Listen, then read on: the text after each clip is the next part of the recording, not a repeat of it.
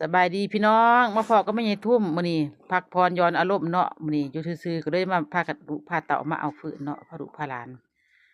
ไม่กับไม่ปอหูบ้านเพิ่นพี่น้องเอ้ยลูกแล้วนี่เอาก็บ่มีแนวหาบแนวคนเนาะพี่น้องเนาะก็เลยเอารถเข็นสายมาเอากับลูกกับหลานนี่แหละเพิ่นกาบักใหญ่บ่ต้องพาบ่ต้องสั่งไปเดี๋ยวก็ไปสมรสโอ้ยเป็นทานดีพี่น้องลูกแท้ลูกว่าคันบ้านเฮากับใบที่หนึ่งก็เป็นใบแปลกเนาะ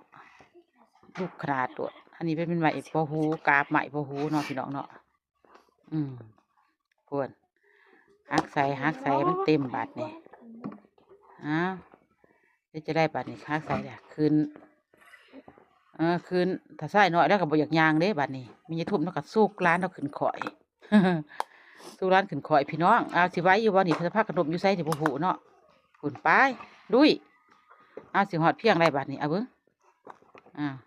โมไว้เดี๋ยวว่าสัตว์เอามาเอาเถียวที่สองสวัสดีครับพี่เถียวที่สองมาเอาคูณบัดนี่คูณรถอ่าเถียวที่สองจนคูณรถแล้วนี่พี่น้องมาขึ้นบ่ไหลบาดนี่ไปเองบาดนี่ผู้เดียวเพิ่นไปเดี๋ยวสองเที่ยวมื้อนี้ก็สบายอยู่สบายพี่น้องเลยเอาขึ้นไปครับไปบาดนี่ฝุ่นถ้าใส่นอนแล้วก็ยิ้มแป้นได้แล้วนี่คือนั่งรถอีแตนพี่น้องไม่เจ้าราสิลงห้องทางไหนอีกไม่รู้